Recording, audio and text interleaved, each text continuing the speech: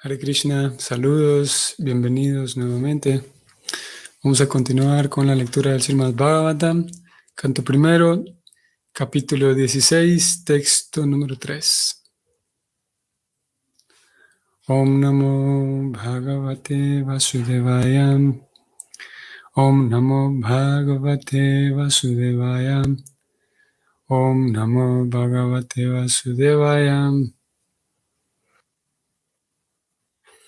Yahara Swamedam Strin Gangayam Buridakshinan Sradvatam Guru Kritvam Devayatraksi Gocharam.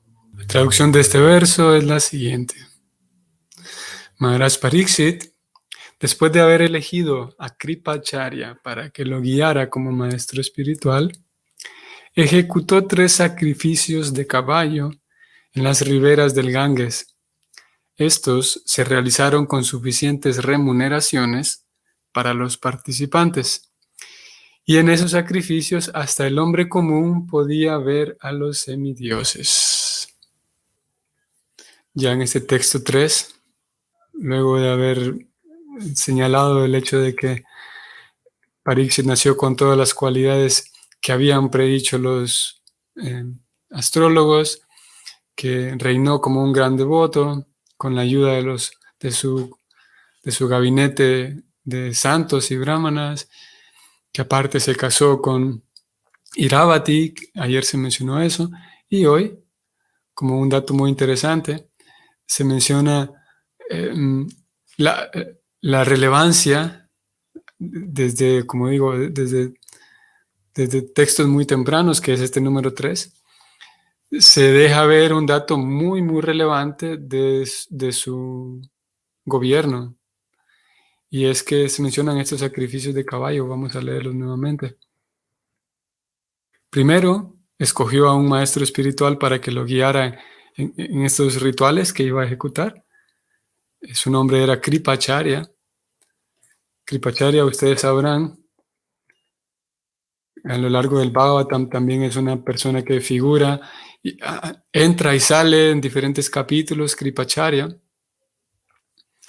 Y como digo, es una figura conocida y tiene una cierta constancia, hace presencia a lo largo del Bhagavatam. Y aquí aparece Kripacharya, entonces, es un maestro espiritual, como aquí se menciona textualmente. Yudhishthira, Pariksit, lo escogió a él para que lo ayudara en estos, no solamente lo ayudara, sino que lo guiara en estos sacrificios que iba a hacer, los cuales eran llamados sacrificios de caballo, que en el sánscrito aparecen. Los vamos a subir un momento. Aquí está. Voy a ir al sánscrito en la traducción palabra individual. Aquí aparece Asva Medam, que se traduce como sacrificios de caballos. Y estos sacrificios de caballo, ustedes sabrán, también aparentemente era un acto bastante, en un sentido, o sea, bastante conocido por un lado, y en un sentido bastante común también en los reyes de esta época. Hay un par de ocasiones más en las cuales en el Bhagavatam también se menciona que otros reyes ejecutaron este mismo ritual llamado el sacrificio de caballo. De hecho, Yudhishthira, en este caso estamos hablando de Pariksit, el recién coronado rey, pero también Yudhishthira, su propio abuelo, el mayor de los Pándavas. También leímos en este primer canto que una vez que terminó la batalla de Kurukshetra, toda la guerra terminó, Yudhishthira, para ser coronado, también ejecuta un sacrificio de caballo. Y como digo, a lo largo del Bhagavatam aparecen otros personajes quienes también lo hacen.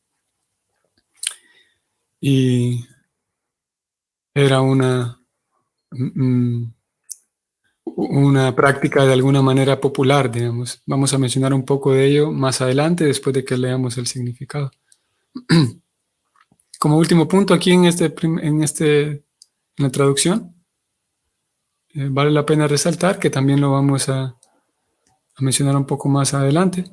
Vale la pena resaltar que en estos sacrificios, como el sacrificio de caballo, especialmente por el hecho de haber sido ejecutado por alguien como Yudhishthira, o como alguien como este rey, Pariksit, debido a que él era quien estaba al frente de esta gran ceremonia, como lo relata el Bhagavatam, los semidioses aparecían o aparecieron y curiosamente podían estar a la vista hasta el hombre común, dice el sánscrito, dice la traducción, que también es un dato interesante que lo vamos a mencionar ahora que volvamos de leer el significado. Como incluso los ciudadanos comunes, el hombre común podía ver la presencia de estos semidioses. Vamos entonces al significado. Según este verso, parece ser que los ciudadanos de los planetas superiores, a ellos les resultaba fácil hacer viajes interplanetarios. En muchas declaraciones del Bhagavatam hemos observado que se habla de que los semidioses del cielo solían visitar esta tierra para asistir a los sacrificios celebrados por reyes y emperadores influyentes. Aquí también nos encontramos con que durante la época de la ceremonia del sacrificio de caballo de Maharaj Pariksit, los semidioses de otros planetas podían ser vistos incluso por el hombre común, debido a la ceremonia en cuestión. Por lo general, los semidioses, al igual que el Señor, no pueden ser vistos por el hombre común, pero así como el Señor, por su misericordia sin causa, desciende para hacérsele visible al hombre común, asimismo los semidioses también se le hacen visible por su propia gracia. Aunque los seres celestiales, los semidioses, no pueden ser vistos a simple vista por los habitantes de esta tierra, se debía a la influencia de Maharaj Pariksit el hecho de que los semidioses también accedieran a hacerse visibles. Los reyes solían gastar profusamente durante estos sacrificios, tal como una nube distribuye lluvias. La nube no es más que otra forma de agua y, en otras palabras, el agua de la tierra se transforma y se convierte en nubes. De modo similar, la caridad que los reyes daban en esos sacrificios no era más que otra forma de los impuestos recaudados entre los ciudadanos. Pero, así como las lluvias caen muy profusamente y parecen caer en una cantidad mayor que la necesaria, la caridad que daban esos reyes también parece ser más que la que el ciudadano necesitaba. Unos ciudadanos satisfechos jamás organizarían una agitación en contra del rey y por ende no había ninguna necesidad de cambiar el estado monárquico. Incluso un gran rey como Maharaj Pariksit necesitaba de un maestro espiritual que lo guiara. Sin esa guía no se puede progresar en la vida espiritual. El maestro espiritual debe ser genuino y aquel que quiera llegar a comprender el ser debe acudir a un maestro espiritual genuino y refugiarse en él para lograr el verdadero éxito. Aquí termina el significado. Interesante cómo este significado que recién leímos podemos notar muy claramente los tres temas principales que Prabhupada escoge. Como primer punto, él describió la situación de los semidioses y la relación, podemos decir, entre semidioses y habitantes de la tierra, terrícolas. Aquí es un tanto de fantasía este tema. Cuando hablamos de semidioses, algunas personas a quienes les interesa el tema, de manera natural y de manera así casi intuitiva, traen a colación el tema de los extraterrestres. Y es casi inevitable, ya que estamos hablando de seres de otros planetas, y acabamos de leer eso, de que estas personas estaban en contacto, o al menos en un tiempo estuvieron en contacto con los terrícolas, con las personas de la Tierra. Y como digo, para algunos es casi imposible resistir la tentación a hacer una comparación entre, o al ver las similitudes entre los semidioses de los cuales habla el Bhagavatam y hablan los Vedas en general, y los famosos extraterrestres, los alienígenas. En un sentido así, al menos conceptual, nosotros, ustedes y yo, técnicamente somos extraterrestres también, en el sentido de que no pertenecemos a la Tierra, en el sentido de que estamos viviendo un momento aquí, pero en realidad nuestro hogar es otro lugar diferente a este. Incluso dentro de el marco de la teología cristiana encontramos la misma idea de que somos forasteros por esta tierra, es la forma en la que se describe. Porque nuestra casa es la casa de Dios. Eso por un lado. Pero tratando de abordar el tema de los extraterrestres de manera, al menos de la manera en la que se aborda popularmente. Un extraterrestre sería un habitante de otro planeta. Y bajo ese concepto, sí, los semidioses en ese sentido caen o caben en esa definición de extraterrestres porque simple y sencillamente y técnicamente viven en otro planeta, que no es la Tierra. De acuerdo con toda la cosmovisión que presenta, en este caso el Bhagavatam, y la cosmovisión que presentan los Vedas como tal, todo el cuerpo completo de escrituras védicas, es que todo el universo está poblado. De acuerdo, como digo, con todo el cuerpo de los Vedas, vamos a hacer aquí un pequeño paréntesis.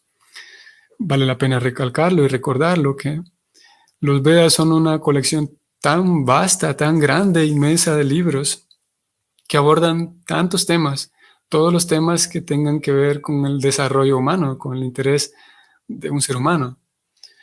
Y cuando hablamos de textos Vaishnavas, que es nuestro caso, es que de todos los textos védicos se han escogido algunos particularmente muy selectos, algunos de ellos, porque no todos los Vedas, si bien es verdad, es una literatura tan enorme, no todos ellos hablan acerca de la ciencia del ser, así como Prabhupada, si ustedes notaron, al final de este significado, habló de aquellas personas que quieren saber acerca del ser. Entonces, de todos los Vedas, que no todos hablan de la ciencia del ser, lo que hace la práctica y los maestros espirituales en la línea del Bhakti es tomar entonces aquellos Vedas, aquellos textos védicos que se dirigen al lector a comprender el ser y estudiamos esos libros en particular. Mientras que todo el resto de libros védicos aportan otro tipo de información, pero no necesariamente información acerca del ser, acerca del alma, y cómo el alma puede conectarse con el super ser, que es Dios, y cómo volver a casa. Esa es la porción del textos védicos que hablan acerca de la vida espiritual, y son esos libros los que nosotros estudiamos, que describen, repito, la ciencia del ser y cómo volver a casa. Ok. Entonces, volviendo, tanto los Vedas en general como los textos védicos, los textos Vaishnavas que nosotros estudiamos, ambos nos informan de que existe toda una variedad tan grande de seres vivos y que todos los planetas están poblados. Y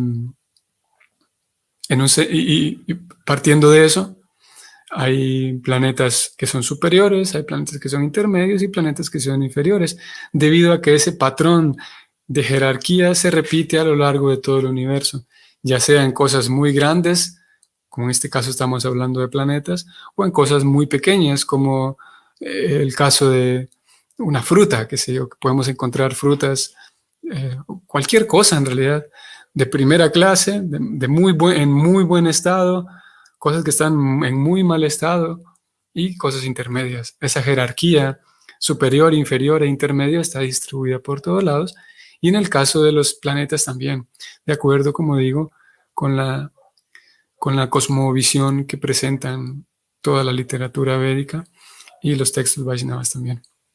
Así que esos semidioses, que puede parecer de fantasía, como dije, esos semidioses, y no es la primera vez, claro que hablamos de esto, ¿no? Los semidioses, de acuerdo con toda esta presentación, ellos están a cargo de la administración universal, de administrar como un servicio, como un tributo, podemos decir, a Dios. Él mismo se encarga de encomendar a diferentes personajes que le ayuden en la administración universal, no porque no pueda, sino para distribuir una cantidad variada de servicios y de almas que están prestas a servirle a Él, una cantidad tan grande de almas que están prestas y capaces a servirle a Él. Entonces Él comparte todos esos puestos, digamos, para que estos ahora llamados semidioses, estas almas en capacidad llamadas semidioses, puedan ayudarle al buen funcionamiento universal. Y así es como lo describen estos libros. Y retrocediendo un poco con el verso, es que si bien es verdad, de momento solamente tenemos la idea en forma de concepto, todo esto que estamos hablando de los semidioses, porque no es posible, de acuerdo con estos mismos textos, acceder a ellos y poder verlos como tal. Se puede acceder únicamente a través de la literatura y tener una idea basada en la descripción que esta literatura da de los semidioses, descripciones físicas incluso, corporales. Pero no es posible, de acuerdo con estos libros, tener acceso a poder verlos hoy por hoy, cosa que sí era posible en épocas anteriores. Acabamos de leer este texto en donde se menciona que los semidioses acudían a este tipo de ceremonias cuando eran organizadas por una persona influyente, no influyente solamente en el sentido del dinero, sino alguien que tuviera realmente un carácter ejemplar, como en el caso de Yudhishthira, como en el caso también de Pariksit, de quien leímos hoy. Y dado que una persona de carácter ejemplar, como en el caso de Pariksit, que estamos leyendo hoy, debido a que él organizaba toda aquella ceremonia, y en esa ceremonia, parte de la ceremonia es hacer una invitación a los semidioses. Entonces, debido al carácter tan bueno de reyes como él, entonces ellos accedían a venir. Y lo leímos, lo acabamos de leer, que así como Dios, así como Krishna, el Señor Supremo, puede, a su propia voluntad, puede mostrarse ante alguien, similarmente ellos, los semidioses, también tienen esa libertad y esa capacidad de mostrarse. La segunda parte del significado, como dijimos, el significado Prabhupada lo dirige a 3 direcciones. Una es el tema de los semidioses, otro es la dinámica social entre los ciudadanos, el rey, la distribución de riquezas que el rey hacía. Y él encierra ese pequeño tema dentro del significado. Este segundo tema lo cierra de una manera bien interesante.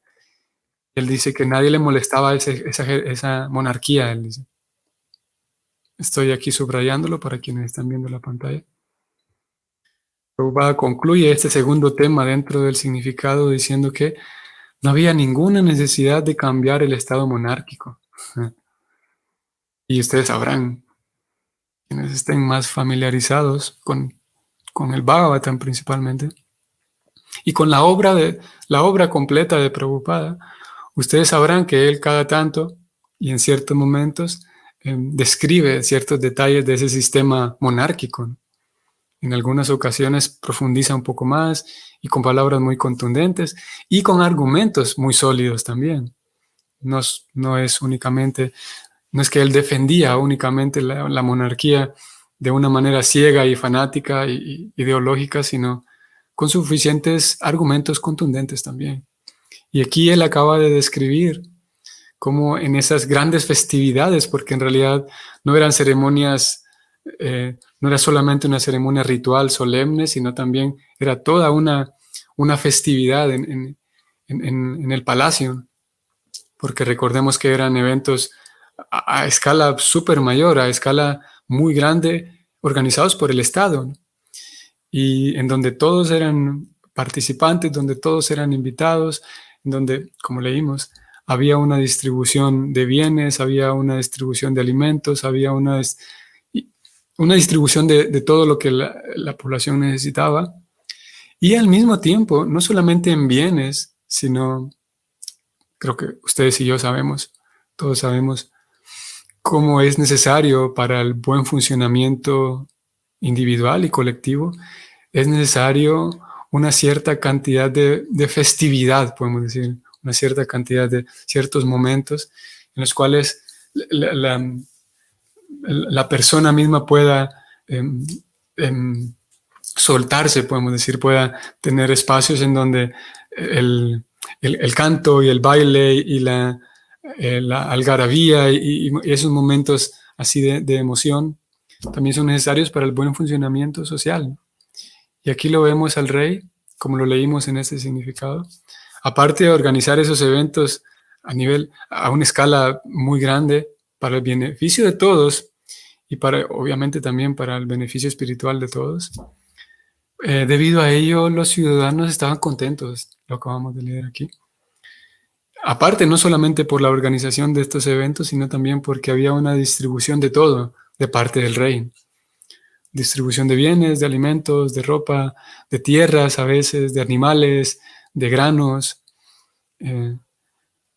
Y eso hacía que todo el mundo estuviera contento. Y como hemos visto también en otras descripciones de este sistema monárquico, era que, eso es muy interesante también, que no era una monarquía absoluta en donde el rey podía hacer cualquier tipo de tontería y todo el mundo lo respetaba porque era el rey. No era una monarquía absoluta, sino más bien era una monarquía constitucional y un tanto más democrática tal vez, en el sentido de que, y lo vemos en algunas historias recogidas de estos libros, y justamente de hecho en el Bhagavatam hacia el canto cuarto, aquí estamos en el canto primero, pero hacia el canto cuarto, por ejemplo, encontramos la historia de un rey que era muy bueno, para decirlo así en 2 palabras, y también, como era habitual en todos estos reyes, tenía su gabinete, sus consejeros que eran sacerdotes y santos algunos. La cuestión estaba de que su hijo, su propio hijo, ese muchacho se llamaba Vena, con V, Vena, y era un tanto desubicado, y él era bastante así brusco, digamos. Incluso cuando estaban niños, dicen las escrituras, cuando estaban niños, él si tenía algún compañerito en la escuela que disentía de él, se iba a los golpes y había que apartarlos porque era así muy... Cuando él estaba un poco más joven, ya no solamente a los golpes, sino que era capaz de matar a otros amigos porque no estaban de acuerdo con él. Y eventualmente él se volvió el rey Vena, y esas cualidades siguieron presentes en su persona, mismo siendo el rey, y hacía un montón de desórdenes siendo el rey. Entonces el gabinete de consejeros, que no solamente son consejeros, generalmente están para eso, pero ellos en realidad son quienes gobiernan a través del rey, pero no tienen, o al menos como está escrito, pues este sistema no tenían ese hambre por poder, por prestigio, simplemente lo hacían como un servicio a Dios y como un servicio a la comunidad. Pero en el caso del rey Vena, todos ellos lo desaparecieron. Ellos mismos se encargaron de matarlo al rey Vena, que hacía muchos desórdenes para toda la sociedad, y de conseguir un nuevo rey. Está descrita esa historia en el canto cuarto, como digo, porque si bien es verdad era un rey con suficiente soberanía, pero cuando era necesario, mismo los pobladores en algunas ocasiones, en otros casos de otros reyes, los mismos ciudadanos tenían ciertos espacios para ir y presentar sus quejas ante el rey, presentar sus quejas sobre él mismo incluso. Era completamente permitido de lo que se puede observar de las descripciones de estas monarquías, era que incluso era permitido hacer una crítica abierta y directa al rey, de parte de un ciudadano común, de un hombre común, como leímos. Era un sistema de monarquía diferente, como digo, a aquella monarquía que nosotros podemos, hoy por hoy, ustedes y yo, podemos tener recuerdo de haber estudiado, al menos. No sé si alguno de ustedes vivió en alguna monarquía, yo pienso que no, pero al menos tenemos una idea de haber estudiado, de habernos informado cómo hoy por hoy en algunos países funcionan ciertas monarquías, cómo funcionaron hace algunos años atrás, y no tenían muy buenos resultados. Por esa razón, hoy por hoy se considera los países más desarrollados. Uno de los criterios para saber que un país es desarrollado es que vive con un sistema democrático, porque la democracia se sabe que es, hoy por hoy, en Occidente, Se sabe que es el mejor sistema, o se comprende así. Occidente comprende que el mejor sistema es la democracia, por diferentes razones. Ok, ese era el segundo tema. Por primero teníamos los semidioses, luego Prabhupada habló acerca de la monarquía, y por último dedicó un par de líneas, voy a ir nuevamente, dedicó un par de líneas, muy pocas, a hablar de la importancia del maestro espiritual. Ya que incluso alguien tan influyente como Yudhishthira, no, como Pariksit, que estamos leyendo de él, que tenía una influencia tan grande, aún así, y lo leímos en el primero de los textos de este capítulo, lo dijimos en la introducción de este capítulo, lo señalamos, como él era una persona tan genial, pero por genial que era, sabía que necesitaba un maestro espiritual. Y como dije, eso ya lo discutimos y lo presentamos hace unos días atrás. Lo cierto es que Prabhupada aprovecha nuevamente e introduce el tema. El texto dice así: incluso un gran rey como Maharaj Pariksit necesitaba de un maestro espiritual que lo guiara. Sin esa guía no se puede progresar en la vida espiritual. El maestro espiritual debe ser genuino y aquel que quiera llegar a comprender el ser debe acudir a un maestro espiritual genuino y refugiarse en él para lograr un verdadero éxito. Con el acto de comprender el ser vienen acompañadas otras cosas, podemos decir, resultados subsecuentes, y uno de ellos es que la comprensión del ser regala una felicidad diferente a cualquier tipo de placer que podamos encontrar en el mundo material. Con cualquier tipo de placer que encontremos con ver cosas, probar cosas, viajar, leer un libro, cualquier tipo de placer que encontremos, ya sea intelectual, mental, sensorial, es diferente al tipo de placer que se obtiene al comprender el ser. Esa es la propuesta de la Gita de Krishna hacia Arjuna en la Bhagavad Gita. Krishna le dice a Arjuna en un verso bastante estudiado y conocido, el verso segundo en el capítulo 9 de la Gita. Krishna le dice que su sukam kartum avyayam. Krishna termina así diciendo sus palabras. Él dice que esta puesta en práctica, la puesta en práctica del Bhakti me ayuda a comprender el ser, y como el Bhakti me ayuda a comprender el ser, obtengo una felicidad que es Ananda, es espiritual. Es una felicidad distinta porque la felicidad del ser ya no tiene que ver con experiencias sensoriales del cuerpo, sino que tiene que ver con la experiencia de experimentarse a sí mismo el ser, de la persona experimentarse a sí misma y verse a sí misma. Y debido a que el Bhakti le regala al practicante esa experiencia del ser, que es muy agradable, esa misma experiencia del ser, por un lado, le da plenitud y le permite seguir progresando en el Bhakti para seguir comprendiendo más el ser. Así como funciona. Pero para eso necesitamos un maestro espiritual. Y una de las formas de acercarse a un maestro espiritual es con sumisión, leer lo que el maestro espiritual, fundador de este movimiento, escribió en todos estos libros. Ese ya es una de las formas de acercarse al maestro espiritual. Leer con sumisión, tratar de entender con sumisión, estudiar con sumisión aquellos libros que fueron escritos, en este caso por Prabhupada. Eso forma parte de acercarse a un maestro espiritual. Y en la medida en la que se haga con sumisión y con honestidad y sinceridad, ese acto mismo de leer, escuchar y recibir esa información del maestro espiritual en forma escrita a través de estos libros, ese mismo acto con sinceridad, seriedad y sumisión, va a generar va a hacer su efecto y va a generar un progreso tangible y perceptible por la persona en el servicio devocional, en la comprensión espiritual. Por esa razón, abrimos este espacio para beneficio de todos, para justamente eso, acercarse y guiarnos por los temas que brinda el maestro espiritual en la comprensión del ser. Muy bien, entonces nos detenemos aquí. Espero que tengan un bonito día hoy sábado y nos vemos mañana. Hare Krishna.